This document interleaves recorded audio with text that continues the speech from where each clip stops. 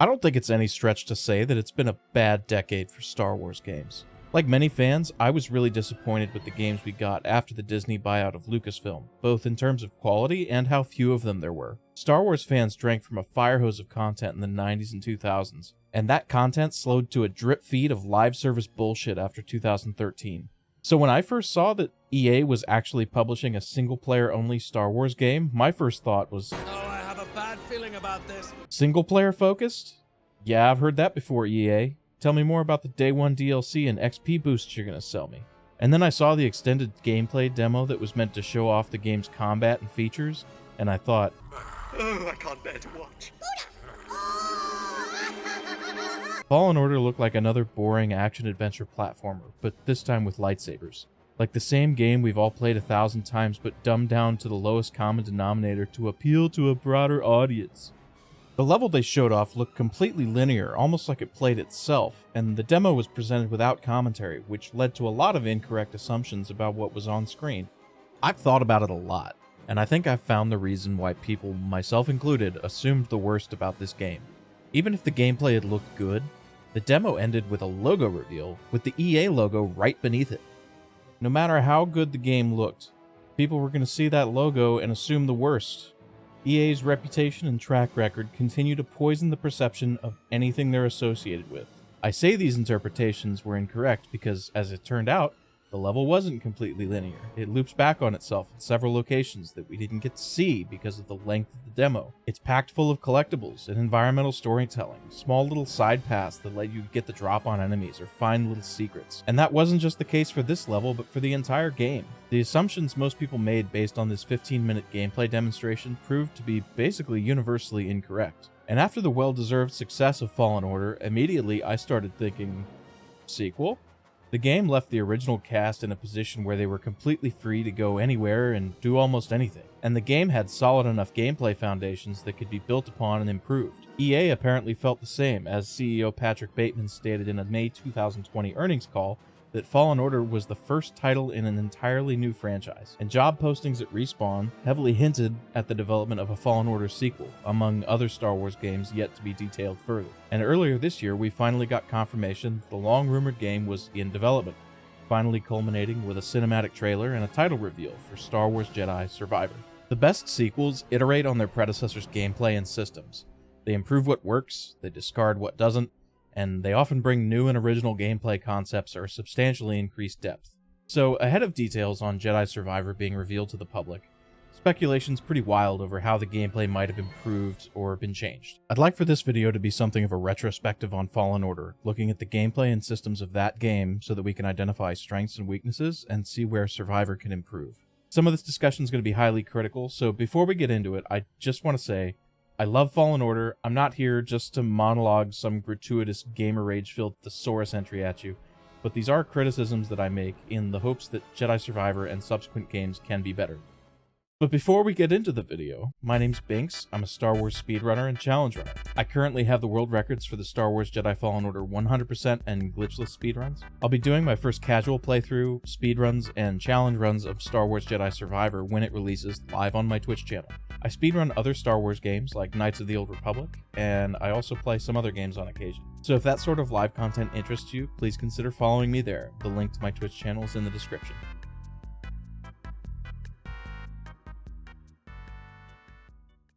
Alright, so let's talk about combat. In almost every game where the player uses a lightsaber, we've seen a different style of lightsaber combat. This is also the case for Jedi Fallen Order, which is more similar to Sekiro Shadows Die Twice than it is to almost any other Star Wars game in how it executes its combat. Cal has one basic attack before he develops his skills, and defensively he can jump, block, or dodge. Blocking just before an attack hits results in a parry that erodes the enemy's posture, while blocking erodes Cal's posture. Any attack can be parried or blocked, except for the perilous attacks indicated by a red outline around an enemy, which instead must be dodged. The hits feel like they flow together, with great sound design to match the hits and badass execution animations for various enemies. This combat system wasn't inspired by or based on Sekiro, the games came out the same year, but seeing its success when Sekiro was released in March 2019 did solidify Respawn's confidence in their design intention, specifically concerning the intentional exclusion of a stamina bar, according to lead combat designer Jason Deyeras, who says it was, quote, "a little comforting to know that you could make this type of game without a stamina bar. They let you attack, they let you roll, they do all this for free, and then the AI will tell you if you're doing the correct thing. It just confirmed to us that you don't have to limit everything the player does." Going hand in hand with the lightsaber combat is Cal's suite of force abilities, which grows throughout the game. You start out with Force Slow, also known as Stasis, which ironically is the most overpowered ability out of all of them, and gives you a free hit on any enemy anytime you use it. And as the game progresses, you gain access to Force Push and Force Pull, which give you greater options in combat and increase the number of skills that Cal has access to. All of these force powers consume a secondary resource pool that on higher difficulties doesn't regenerate passively, preventing you from using the Force as a crutch in combat. As you progress and gain experience, you unlock a few new lightsaber attacks like the Overhead Slash, the Dash Strike, and Lightsaber Throw, which do more damage than your base attacks but also consume force points. Filling out the tools at Cal's disposal are the droid upgrades that you acquire throughout the game that can allow BD-1, the droid companion, to hack probe droids and the KX security droids that you'll be fighting hordes of throughout the game. This hack takes some time to complete, and during this time you can't heal, but it turns the droid into a friendly NPC that will help you in combat. There are only 2 enemy types you can do this with though, and it's restricted for use with the enemies either at low health or incapacitated. While it's true that Cal has no stamina pool that limits how much he can attack, that doesn't really matter. You generally won't be making it to the end of an attack combo anyway, at least not against enemies more sophisticated than basic fodder that you're just gonna one-shot. You can spam attacks on normal stormtroopers without being punished for it, but any enemy that has more posture than that will inevitably parry you and break your attack combo, forcing you to defend, or the wildlife type enemies who have no posture at all will eventually attack you, regardless of whether you're currently damaging them. I see people struggle with this, either spamming attacks too much and being punished, or trying to roll away from attacks that they really ought to parry, and therefore letting enemies regain their posture. What the game is trying to do is push you into the same attack, parry, riposte loop that feels so great in Sekiro when you really engage with the combat as it's intended to be approached. If you don't engage with the combat in this specific way, it isn't nearly as fun. And you can tell that this is true when you watch almost any Fallen Order casual stream on Twitch, or look at the endless Reddit threads of people complaining about how the game makes them parry. Now, as I've said, if the loop that Fallen Order was trying to push players into sounds at all familiar, it should. It sounds like Sekiro. And if you haven't played Fallen Order, you might be tempted to think that it is like Sekiro. And it kind of is. But worse. Now, as we all know, Cal's primary combat weapon is his lightsaber. He swings it, it does damage. He's got some force powers, but for the most part, you hit stuff with the glowy stick. Same basic concept as Sekiro. You might have other tools at your disposal, but for the most part, you hit stuff with your sword. The fundamental shortcoming, in my opinion, of Fallen Order's melee combat is the way that they've implemented the posture bar.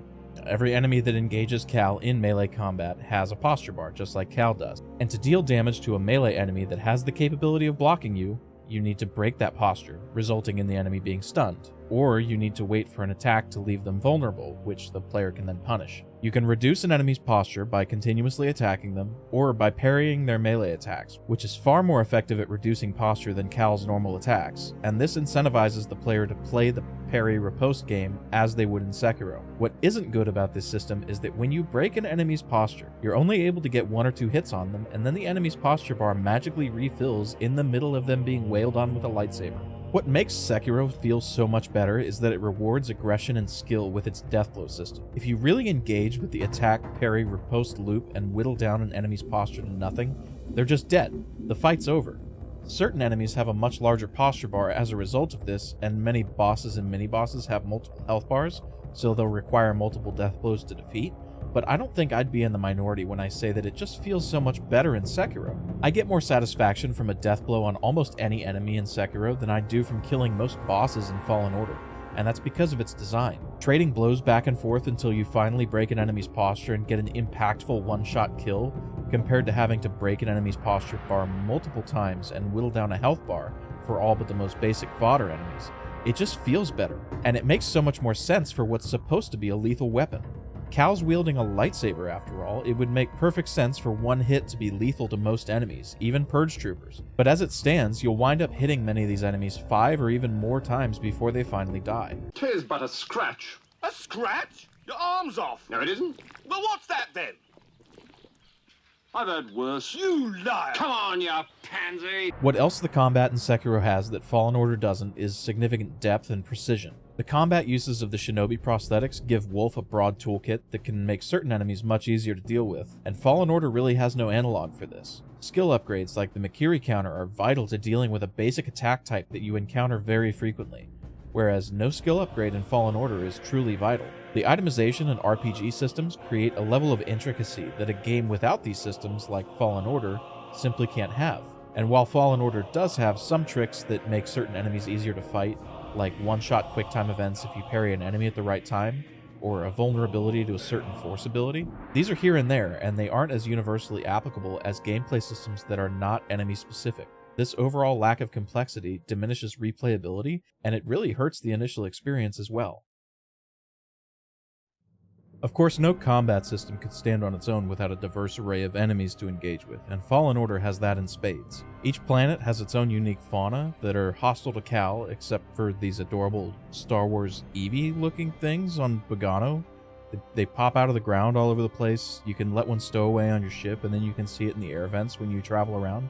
It's adorable, but I digress. There are also over a dozen different Imperial enemies that the game will put you up against. Regular stormtroopers, melee scout troopers, and their elite commander varieties, guys with flamethrowers, machine gunners, 4 different types of purge trooper. Most of your basic enemies aren't particularly complicated. Stormtroopers shoot at you, scout troopers try to hit you, heavy gunners shoot at you a lot, but these basic enemies are combined differently from encounter to encounter in a way that will cause you to approach each encounter a little bit differently and to reprioritize depending on which enemies are in the group you're fighting. This makes each encounter much more memorable than they otherwise would be.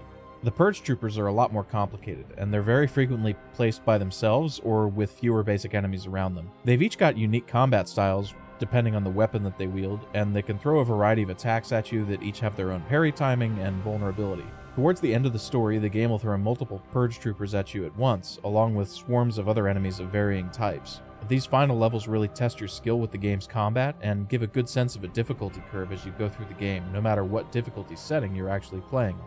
This is especially true of the final boss, who on the highest 2 difficulties will completely wreck your ass if you haven't fully mastered the combat. I felt a great disturbance in the Force, as if millions of Let's Players suddenly cried out in terror and were suddenly silenced. The enemy AI in Fallen Order is also mostly outstanding. Enemies coordinate their attacks and they bully you. You don't get the sense that the game's letting you win, as the enemies don't just sit there and take turns attacking you and let you kill them one by one.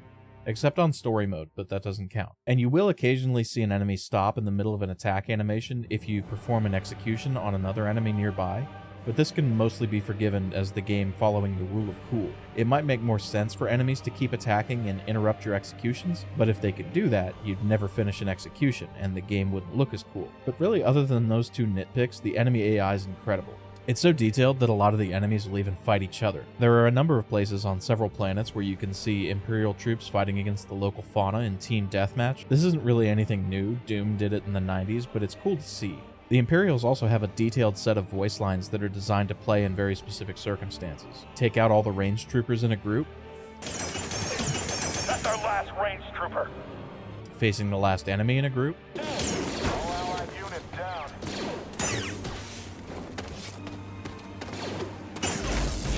You killed them all.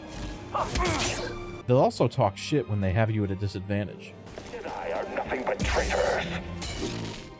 You're going to bleed. It's a really complex system that never fails to surprise you in various moments and adds a lot of flavor to the encounters. While the basic enemy and encounter design is really incredible, I always thought most of the bosses were a bit lackluster, and that's putting it kindly. The main story bosses, the 9th and 2nd Sisters and the Dark Jedi Terran Malicos, present enough of a challenge to be interesting on higher difficulties, but they suffer from the same problems that every other boss in the game does, if I'm being honest. Mechanically, they're pretty unimaginative, and they're way too sparse. The ATST and the security droid are only bosses the first time you encounter them, and you'll be fighting a lot more of them later. In a game with way more bosses, this would be fine, but other than the 3 Force users, the ATST and the security droid, and Gorgara, which is the most Dark Souls-like boss in the game, there's only 4 other bosses, 1 on each of the main planets, and they're all variants of a fauna type that you fight a bunch of other times. Bogano's Ogdo Bogdo is just a beefed up Ogdo with different timing. Zepho's Rabid Jotaz is a beefed up Jotaz with slightly different timing. Kashik's Albino Wyshok is a beefed up Wyshok with slightly different timing, and Dathomir's Alpha Nidak is a beefed up Nidak with slightly different timing. I guess there are the bounty hunters that can ambush you somewhat randomly after you get to a certain story checkpoint, but even these fall into three main categories, and they're more of an annoyance than an actual obstacle. If they kill you, they're not there when you respawn. So other than the first time you fight them, it doesn't really feel like a boss. Even the main story bosses aren't very unique other than their melee timings. Mechanically, they do very little of interest. Malicos throws some rocks at you, and the second and ninth sisters both do a ground pound, but other than that, they don't integrate their force powers into their fight in any meaningful way.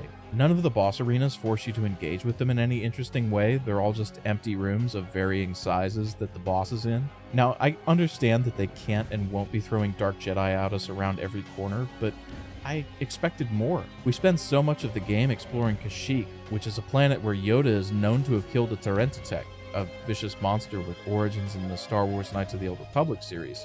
Count Dooku. Yes, Master. I was telling them the tale of when you faced the giant Terentatek on Kashyyyk. What a terrible beast it was. Yes. Yes. I remember.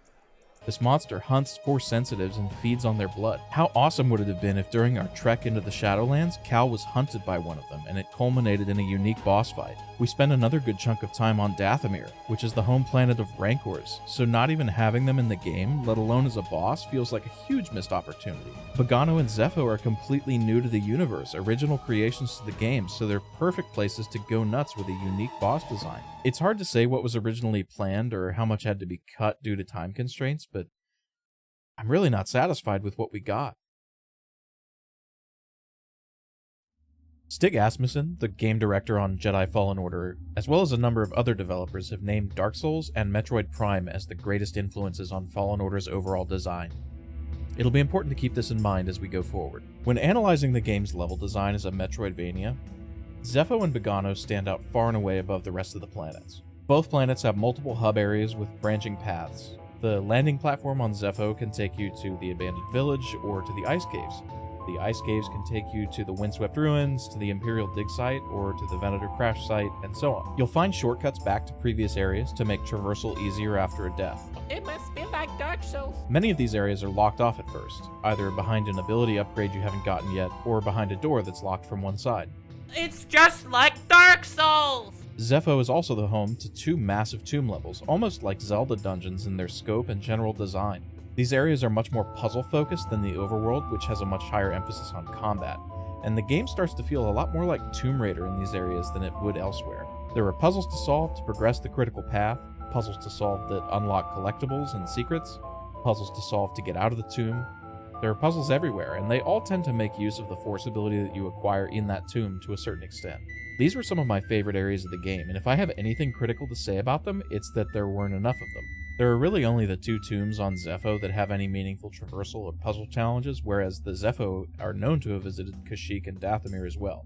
There is technically a tomb on Dathomir, but it's not the same thing. Bogano, on the other hand, is meant to be a playground for the player to explore this game's particular sort of overworld design, as there are new areas to unlock and new secrets to find on Bogano after every single progression upgrade the player unlocks. The goal of the developers was to make Bogano a place that you could always come back to, take a break from the main story, and find something new. Just like on Zepho, the areas on Bogano intersect and loop back on each other many times over, creating an interconnected level that, if I can say so, is a fucking nightmare to route in the 100% speedrun. Okay, sorry, I had to vent. The other main level planets, Kashyyyk and Dathomir, and the more minor planet of Ilum, are much more linear than Zepho or Bogano. They loop back on each other in a couple of places, but for the most part, progression through them occurs in a straight line. Instead of a large-scale looping and interconnected map, which you might expect for a game that claims to be inspired by Metroid Prime, what you see on these planets is a series of sections that are designed to be progressed through in a straight line, and within those sections there is some freeform exploration available to players. But beyond exploring within these rooms, you're still going from one room to the next in a straight progression line. Origin Lake on Kashyyyk or the Shattered Cliffs or Swamps of Sacrifice on Dathomir are good examples of this. These areas are fairly large, and for the most part, they're open to you, and you can explore wherever you want. But at many points, you'll be faced with points of no return, where you become locked into the critical path, and you have to progress to a certain point before the game sets you free again. But apart from these, you're mostly given free reign to explore. And exploration really is the name of this game. There are tons of secrets to find that increase your healing, your health, or your force power. There's chests that contain cosmetic collectibles, and tons of force echoes and BD1 scans, but we'll talk more about those later. When it comes to the chests and collectibles, I did find that they very quickly become a little anticlimactic once it becomes apparent that all chests contain only cosmetic items that have no effect on my power. Wow, another lightsaber part I won't use. Wow, another BD1 skin I won't use. Wow, another... Wait, a pink poncho? Oh, hell yeah. I don't mean to diminish the effort that was obviously put into a lot of these cosmetics. They all look good, and the variety of ways that you can customize your lightsaber are very appreciated. But you don't spend a ton of time looking at your lightsaber, and it's such a small part of your complete look that I didn't find it particularly impactful on my gameplay experience. Don't get me wrong, it's cool to go to the lightsaber customization table and fool around with the different parts that you've collected and create something that's truly unique to you, but it doesn't change the way I play the game, and it's not even really something I can see when I look at Cal. Throughout all the exploration you'll do across the 5 planets, the holomap is your constant companion. At almost any time you can press a button and you'll be greeted by a 3D rendering of your surroundings and the level beyond. This definitely isn't the best 3D map I've ever seen in a video game. I do think that Doom and Doom Eternal are a little bit better, a bit more readable and more clear, but it's definitely usable. I never felt like I didn't know where to go or how to progress. I felt like the map helped me find secrets and explore more fully rather than hindering me. And the fact that it tracks how many chests and secrets you've discovered in an area, so if you're trying to complete a planet, you can find exactly which area you need to go back to, is really nice. Other people clearly had a completely different experience from me, however, as the map is one of the most frequent focal points of complaints that I hear about Fallen Order's exploration, but for me, I thought it was fine. If I have one criticism of the way in which you're expected to explore these spaces in Fallen Order, it's a criticism that I've ironically heard leveled at Metroid games, and it's a criticism that other Metroidvania-style games like Ori and the Blind Forest or Guacamelee have managed to solve. There's a lot of diversity in Metroidvania games, but the one thing that makes them what they are is gating progression with abilities that you unlock as you go on. Now, there are 2 kinds of abilities generally in Metroidvania games. There are powers that function as keys that unlock new areas, and then there are powers that fundamentally alter the way you interact with the world and traverse the environments. While your progression upgrades in Fallen Order allow you to access new areas, the level design never challenges you to string together the abilities you've learned in interesting ways to achieve a satisfying result. The abilities that Cal acquires don't feel as impactful as they probably should as a result. These abilities are exclusively of the key variety, and that's really a shame. The only criticism I can level at the spaces themselves is that they all have one thing in common. They're completely unpopulated. The game's story takes you all over the galaxy, but always to sparsely populated planets on the fringes of space. There's something missing from a Star Wars game that doesn't place you in a cityscape like Nar Shaddaa or Coruscant, or a settlement like Mos Eisley, and let you interact with the inhabitants of the galaxy, walk its streets. The only inhabitants of the Star Wars universe that you really interact with here are your enemies and your crewmates. There are a few NPCs tied to the main story that push the plot along, but it feels like that's really all they exist for.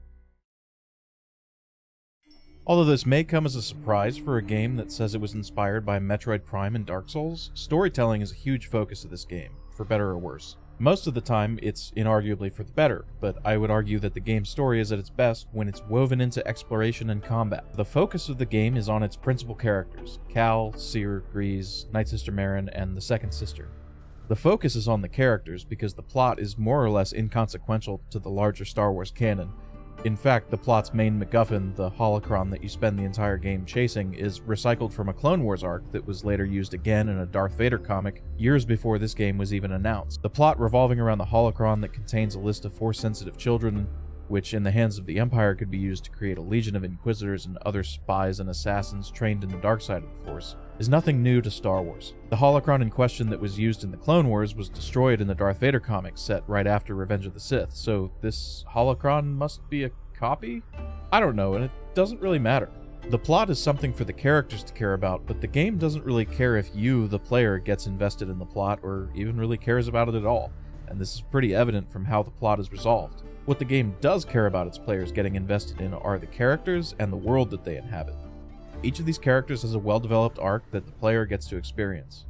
Cal begins the game as a Jedi Padawan in hiding, traumatized and ridden with survivor's guilt after Order 66 and the death of his master. He's flushed out of hiding when he uses the Force to save his friend from a grisly death in an industrial accident, alerting the Empire to his presence and putting him on the run. Throughout his journey, he gains confidence through victories against the Empire and by reawakening his abilities with the Force, eventually coming to terms with the loss of his master and the life that he knew, and through his journey he gains the wisdom to know how to carry on and help others in their own struggles. Seer Junda is a former Jedi who, after being captured by the Empire and tortured, cut herself off from the Force to avoid the lure of the dark side. Throughout the journey, you learn more about her past. Her relationship with Cal isn't quite one of teacher and student, but as the game progresses and Cal grows throughout his own journey, the roles reverse somewhat and Cal becomes more of a mentor for her as she works through her own traumatic past. Grease, the pilot of the Stinger Mantis, the player's ship, is somewhat aloof at the beginning of the game. As the journey progresses, you learn that Grease is actually a degenerate gambler whose habit creates issues for you as you're captured by his creditors, the Haxian Brood, who continue to hunt you throughout the rest of the game. By journey's end, he's much more involved and invested in the group, and he seems to have begrudgingly given up gambling.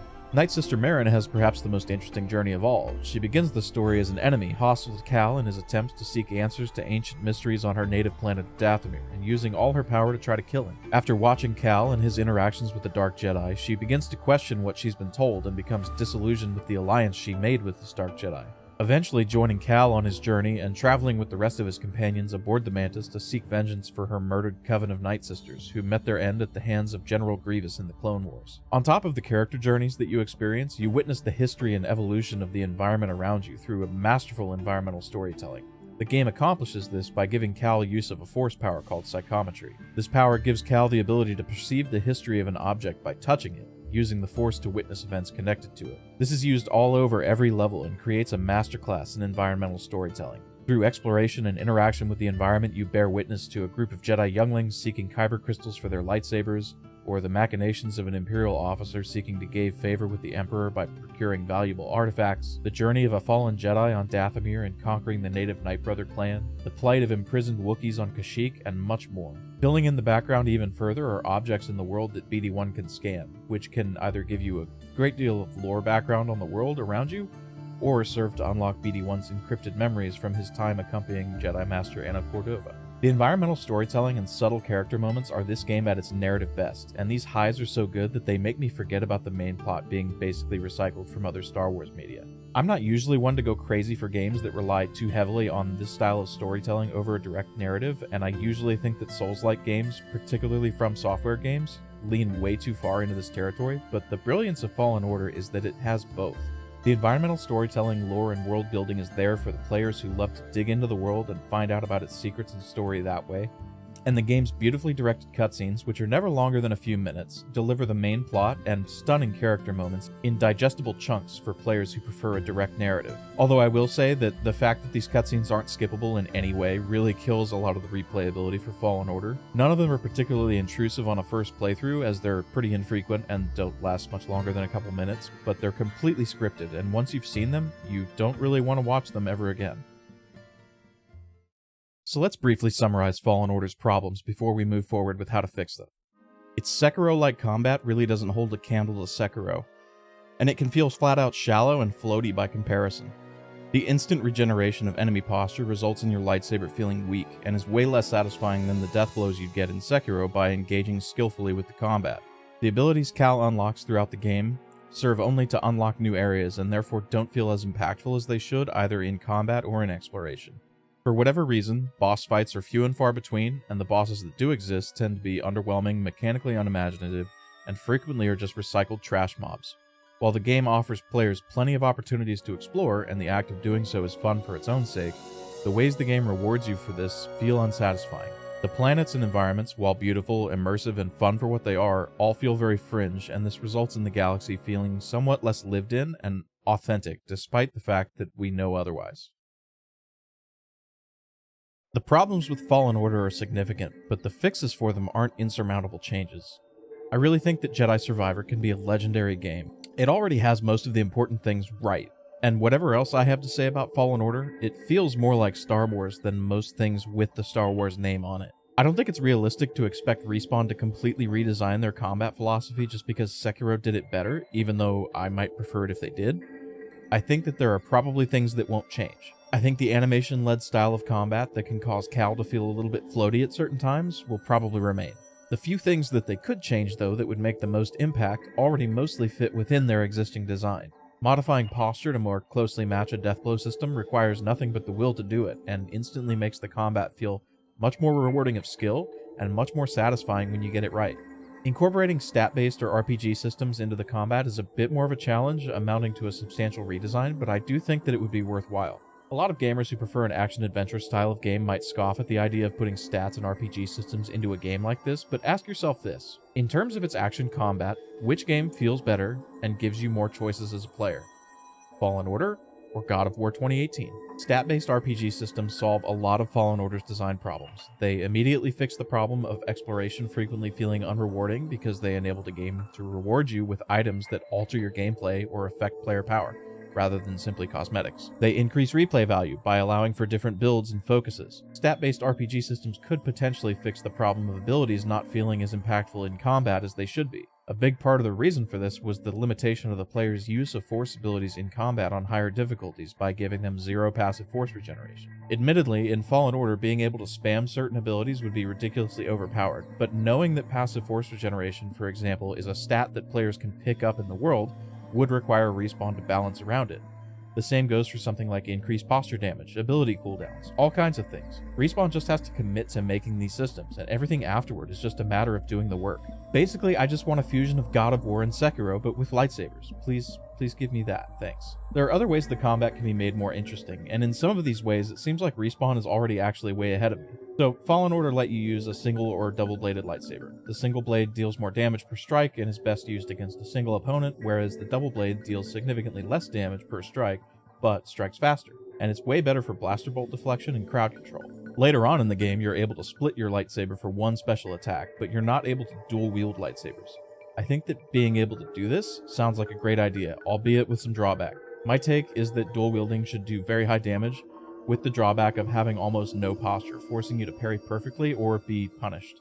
A style like that has the potential to feel really great. Very high risk, very high reward, feeling perfect at a high skill level. I'd also like to see Jedi Survivor get BD1 involved in the combat and moment-to-moment gameplay in a more significant way.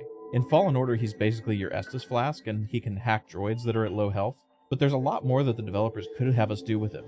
Perhaps BD1 could distract enemies and let you sneak past them, or use his overcharge ability to temporarily stun or deal damage to droids and humanoids. Just get him involved in the combat somehow. In God of War, for example, using Atreus effectively is a huge part of that game's skill cap, and with Atreus having his own gear and abilities, it introduces a ton of depth to that game that wouldn't otherwise exist. Another way combat might feel more interesting is if we're allowed to avoid it in new ways. Eagle-eyed viewers of the cinematic trailer for Jedi Survivor probably noticed very quickly that Cal appears to have a new weapon in his arsenal. He's got a blaster on his left hip. A look at the Hasbro action figure for Cal Kestis seemingly confirmed this, as Cal has a blaster and a holster on his left hip and a lightsaber on his right. My hope is that this might be a weapon best used when trying to avoid the attention that a lightsaber attracts, giving Jedi survivors something amounting to a wanted level or a stealth system. Using your lightsaber on certain planets might bring Imperial attention, where using your blaster would let you fly more under the radar. It could also give Cal a ranged combat utility. In Fallen Order, the only ability he has for range is lightsaber throw, which does so little damage that it's hardly worth the force power it consumes. It's also possible that this might be meant to be used as a ranged cooldown of some sort. If you're having trouble breaking the posture of a particularly troublesome enemy, maybe you can just pull your blaster out and Indiana Jones' ass.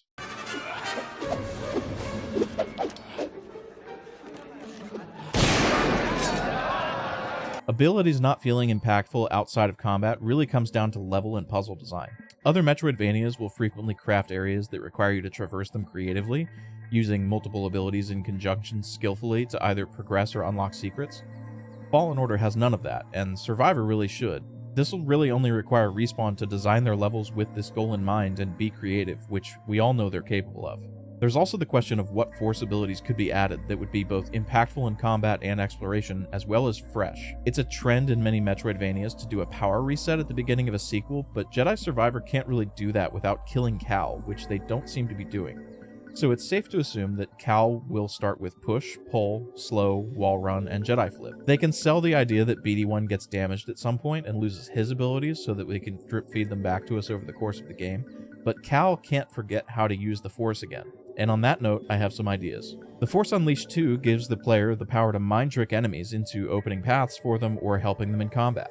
We've seen this sort of mechanic work in other games like The Witcher with the Axii sign, and since the power is already present in Star Wars lore, there's very little reason not to include it.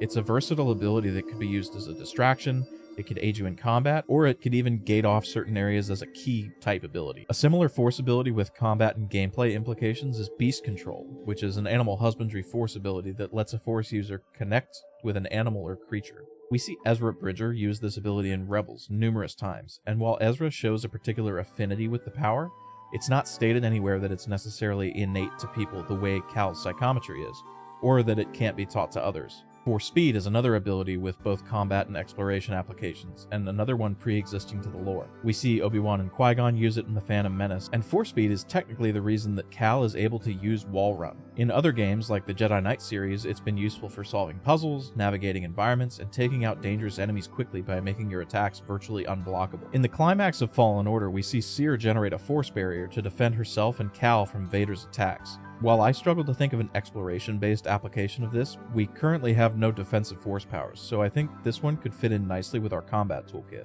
And that brings me to Night Sister Merrin, and why she's potentially the most interesting character in this series going forward.